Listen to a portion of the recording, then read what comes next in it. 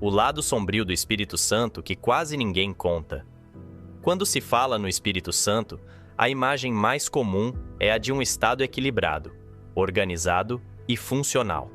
Um lugar discreto, que raramente aparece nas manchetes negativas e quase nunca é visto como problema nacional.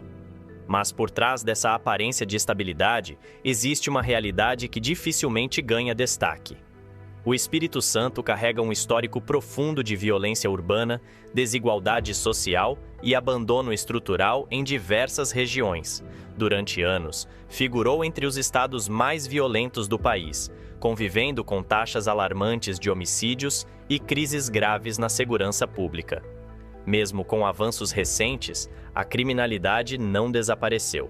Ela se concentrou, se reorganizou e segue marcando o cotidiano de milhares de capixabas. Ao mesmo tempo, o custo de vida cresce rapidamente. Morar ficou caro, salários não acompanharam e oportunidades continuam concentradas em poucas áreas. A riqueza passa todos os dias, mas raramente fica. Neste vídeo, vamos revelar o Espírito Santo que vive fora do radar do Brasil. Número 1. O paradoxo capixaba. O Espírito Santo é um daqueles lugares que desafiam explicações simples. Um estado estrategicamente localizado, com infraestrutura de nível mundial, inserido nas principais rotas globais de exportação, mas que insiste em permanecer à margem do protagonismo nacional. Um paradoxo difícil de ignorar. Porque, quando olhamos para o mapa e para os números, tudo indica que aqui deveria existir um dos grandes motores do país. No centro dessa engrenagem está o Porto de Tubarão, um dos maiores terminais de exportação de minério de ferro do planeta. Um complexo portuário de águas profundas, altamente tecnológico, capaz de receber os maiores navios do mundo. Ao seu redor, outros portos estratégicos operam cargas de aço, celulose, petróleo e produtos industriais. Todos os dias, milhões de toneladas cruzam o litoral capixaba rumo ao mercado internacional. É uma infraestrutura que muitos países considerariam um ativo geopolítico de primeira grandeza. Ligada a esse sistema está a Estrada de Ferro Vitória a Minas, um dos corredores logísticos mais importantes da América Latina. Uma ferrovia centenária que corta o estado e conecta o interior de Minas Gerais ao Oceano Atlântico. Minério, aço e insumos atravessam o Espírito Santo diariamente, fazendo do estado um elo essencial na economia brasileira. Uma rota silenciosa por onde passa riqueza em escala monumental. E não para por aí. O Espírito Santo abriga grandes complexos industriais ligados à siderurgia, à mineração, à celulose e à energia. Empresas globais operam em seu território, gerando cifras bilionárias e colocando o estado no centro das cadeias produtivas internacionais.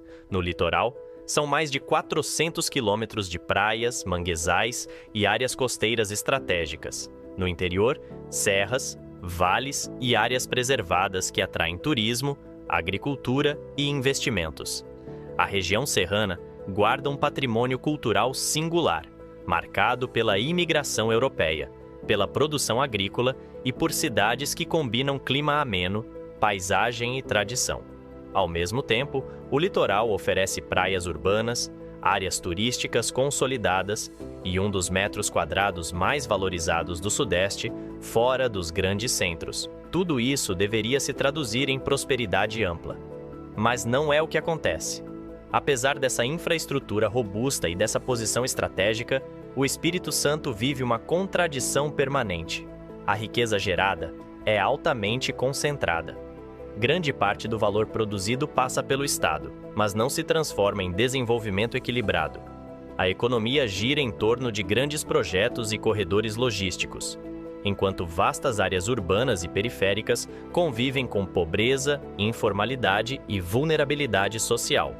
Esse contraste entre eficiência econômica e fragilidade social é o coração do paradoxo capixaba. Como explicar que um estado com portos globais, ferrovia internacional, indústria pesada, localização privilegiada e estabilidade institucional aparente continue fora do radar do Brasil?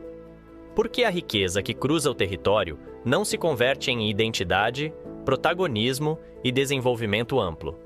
É aqui que nossa jornada começa. Número 2. O estado que vive sob o radar do Brasil. Para entender por que o Espírito Santo ocupa hoje um lugar tão discreto no imaginário nacional, é preciso voltar muito antes da formação do Brasil como país. No período colonial, o território capixaba não era visto como pobre, irrelevante ou sem potencial. Pelo contrário, sua posição geográfica estratégica entre o litoral e as riquezas de Minas Gerais despertava atenção e preocupação. Foi justamente por isso que a coroa portuguesa tomou uma decisão que mudaria o destino do estado para sempre. O Espírito Santo não deveria crescer. Ele deveria servir como barreira. Durante o auge do ciclo do ouro, enquanto Minas Gerais se tornava o coração econômico da colônia, o Espírito Santo foi deliberadamente isolado. A abertura de estradas foi proibida, caminhos foram bloqueados e a Mata Atlântica mantida densa e praticamente impenetrável.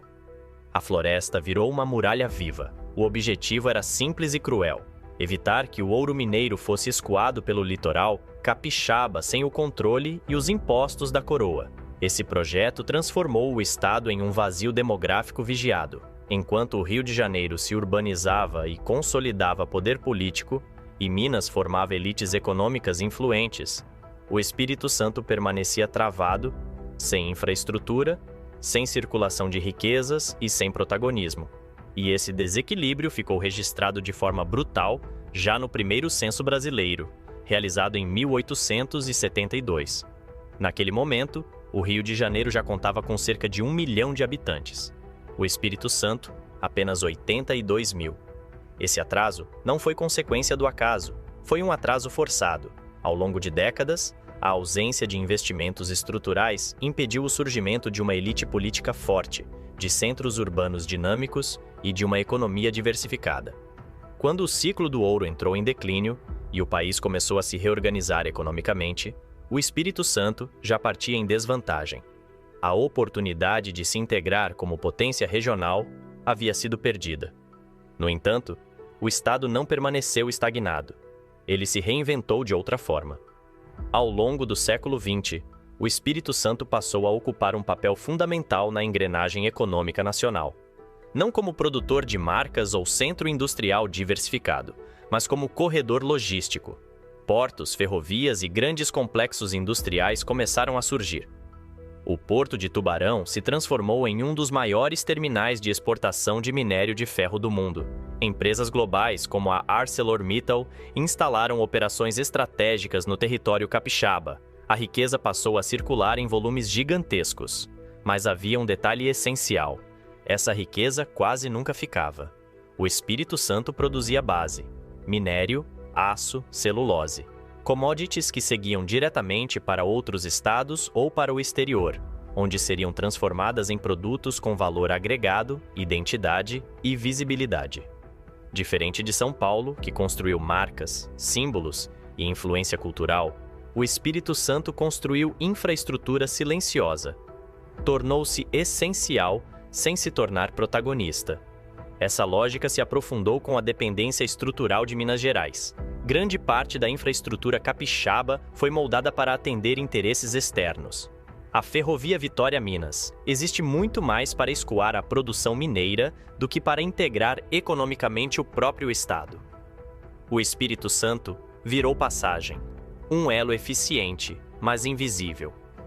Um território que sustenta fluxos gigantescos de riqueza sem que isso se traduza em poder simbólico ou político equivalente. No campo cultural, esse apagamento se consolidou. O capixaba não ganhou um estereótipo nacional. Não virou personagem de novela, não virou símbolo imediato. O sul do estado absorve influências do Rio de Janeiro. O norte dialoga com a Bahia. O interior se aproxima de Minas Gerais. O Espírito Santo existe, mas raramente se impõe. Vive sob a sombra dos vizinhos, mesmo sendo economicamente relevante. E é nesse ponto que o paradoxo se revela por completo. O Espírito Santo não é um estado pobre, nem improdutivo, nem irrelevante. Ele quase virou uma potência. Tinha localização estratégica, tinha recursos, tinha oportunidade. mas foi historicamente moldado para servir, não para liderar. Cresceu sem holofotes, enriqueceu sem identidade e se tornou indispensável sem ser reconhecido. Talvez o maior drama capixaba não seja o que faltou, mas o que foi deliberadamente impedido de acontecer. Um estado que poderia ter ocupado o centro da história brasileira, mas foi empurrado para as margens, e que até hoje vive sob o radar do país, carregando a pergunta que nunca foi respondida: o Espírito Santo foi pequeno por escolha própria ou por decisão de quem sempre esteve no poder? Número 3. A fragilidade por trás da estabilidade. Por trás da imagem de Estado organizado e funcional, o Espírito Santo convive com uma realidade social marcada por pobreza estrutural e vulnerabilidade profunda. Um estudo oficial divulgado pelo próprio governo do Estado, em 2024, revela que 65,6% dos inscritos no Cadastro Único vivem em situação de pobreza, enquanto 16,3% estão em extrema pobreza. Esses números não representam exceções pontuais, mas um padrão social que atinge uma parcela expressiva da população e expõe um quadro muito mais grave do que a percepção externa costuma indicar. A pobreza no Espírito Santo não é apenas ampla, ela é desigual e territorialmente concentrada. Municípios como Marataízes, Vila Velha, Cachoeiro de Itapemirim e Cariacica registram rendas per capita persistentemente baixas, mesmo estando inseridos em regiões economicamente ativas ou próximas de grandes polos logísticos e industriais. Essa contradição revela um modelo de desenvolvimento que produz riqueza, mas distribui pouco. Enquanto grandes fluxos econômicos atravessam o estado diariamente, milhares de famílias permanecem presas a uma realidade de informalidade, insegurança alimentar e dependência de programas sociais. Essa vulnerabilidade social cria um ambiente fértil para o avanço de outros problemas, especialmente entre os jovens. Uma pesquisa recente sobre o consumo de drogas no Espírito Santo aponta que 21,8% dos jovens já experimentaram algum tipo de substância psicoativa. O estudo destaca o crescimento expressivo do uso de cigarros eletrônicos, os chamados vapes, além do consumo de álcool, frequentemente associados a pressões emocionais, dificuldades familiares e contextos sociais instáveis. Em territórios onde faltam perspectivas concretas de ascensão social, o uso precoce de substâncias aparece como sintoma de um mal-estar mais profundo. Esse comportamento não surge de forma isolada, nem pode ser explicado apenas por escolhas individuais. Ele se forma em territórios marcados por desigualdade histórica, ausência contínua do Estado e exposição cotidiana à violência. No Espírito Santo, a criminalidade não se espalha de maneira uniforme. Ela se concentra. Determinados bairros acumulam os maiores índices de violência letal e crimes graves, especialmente na Grande Vitória, onde a vida cotidiana é moldada pelo medo, pelo silêncio imposto e pela restrição constante de circulação. Nessas áreas, a violência vai muito além dos homicídios registrados nas estatísticas oficiais. Ela se manifesta na presença permanente de ameaças, na cobrança de taxas ilegais, nas extorsões silenciosas e nos conflitos locais que atravessam a rotina das famílias. Esse ambiente cria as condições ideais para a expansão do tráfico de drogas, que passa a organizar o território onde o poder público falha em se fazer presente de forma contínua. A disputa pelo controle do comércio de entorpecentes transforma bairros inteiros em zonas de conflito. Facções criminosas brigam por pontos estratégicos, rotas de abastecimento e influência territorial, impondo regras próprias à população civil. A chamada guerra do tráfico se traduz em confrontos armados frequentes, execuções direcionadas e uma sensação constante de instabilidade. Moradores aprendem a adaptar seus horários, seus trajetos e até o silêncio como forma de sobrevivência, vivendo sob códigos informais que substituem a lei oficial. Esse cenário atual só pode ser compreendido à luz do passado recente. Durante anos, o Espírito Santo figurou entre os estados mais violentos do país. Essa realidade atingiu seu ponto mais crítico em 2017, quando a paralisação da Polícia Militar provocou um colapso quase imediato da segurança pública. Em poucos dias, cidades foram tomadas por saques, o número de homicídios explodiu e a rotina urbana entrou em colapso. O episódio expôs de forma brutal a fragilidade institucional da segurança capixaba e deixou marcas profundas na memória coletiva da população, revelando o quão instável era o equilíbrio que sustentava a sensação de ordem. Desde então, houve avanços importantes. O Espírito Santo conseguiu reduzir de maneira consistente as taxas de homicídio e deixou o topo do ranking nacional da violência. Essa melhora passou a ser citada como exemplo de recuperação na segurança pública brasileira. No entanto, a redução dos números não eliminou os problemas estruturais.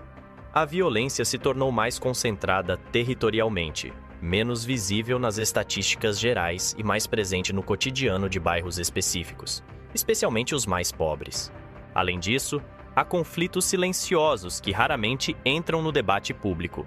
Segundo reportagem da Globo, mais de 10 mil famílias vivem hoje em áreas de conflito fundiário no Espírito Santo, disputando o direito básico à terra e à moradia em um ambiente de tensão permanente. São comunidades inteiras vivendo sob ameaça constante de despejo, muitas vezes há décadas, em terrenos disputados judicialmente ou sem regularização fundiária. Segundo o levantamento divulgado pelo portal G1, esses conflitos atingem diferentes regiões do estado e envolvem milhares de pessoas que convivem diariamente com o medo de perder a própria casa. Número 4. O crescimento que expulsa. Apesar de índices econômicos positivos e de uma arrecadação considerada sólida, o Espírito Santo convive com um fenômeno silencioso e cada vez mais perceptível no cotidiano. Crescer ficou caro demais para quem vive aqui. O avanço econômico não veio acompanhado de proteção social suficiente, e o custo de vida passou a funcionar como um filtro invisível, selecionando quem pode permanecer e quem precisa ir embora. Esse processo se torna mais evidente nas regiões litorâneas e na Grande Vitória.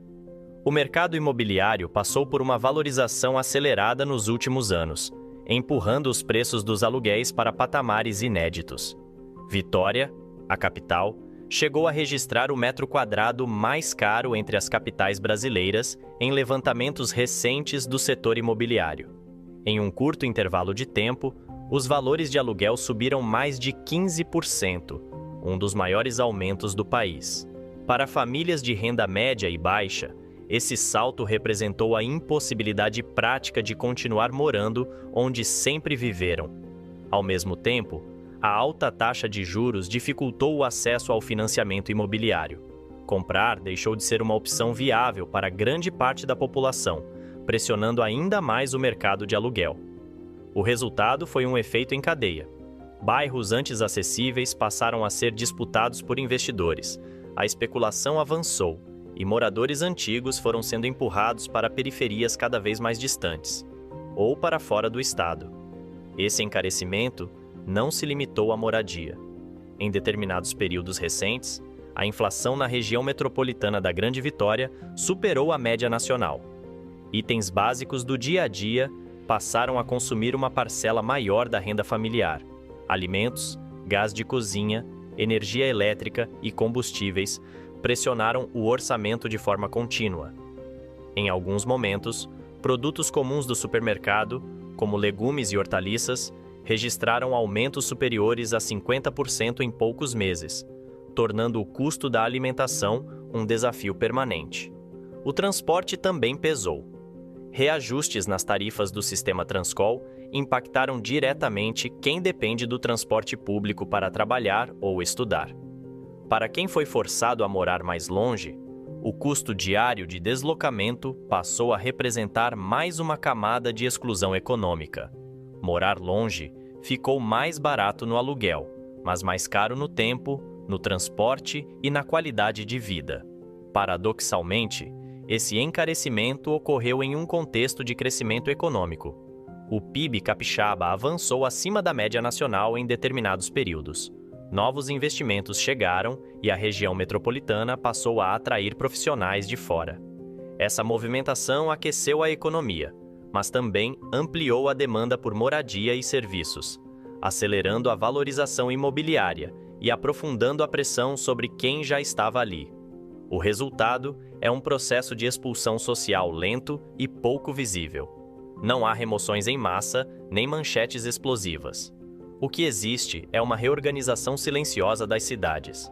Famílias se afastam, bairros mudam de perfil, comunidades se desfazem. O crescimento acontece, mas cobra um preço alto de quem não consegue acompanhar. Assim, o Espírito Santo passa a reproduzir um padrão conhecido das grandes metrópoles brasileiras. Um estado que funciona, cresce e atrai investimentos, mas que se torna cada vez menos acessível para sua própria população. Um crescimento que não acolhe. Um desenvolvimento que avança, empurrando pessoas para fora do mapa econômico e social. E assim, chegamos ao fim dessa jornada pelo Espírito Santo que quase ninguém conta.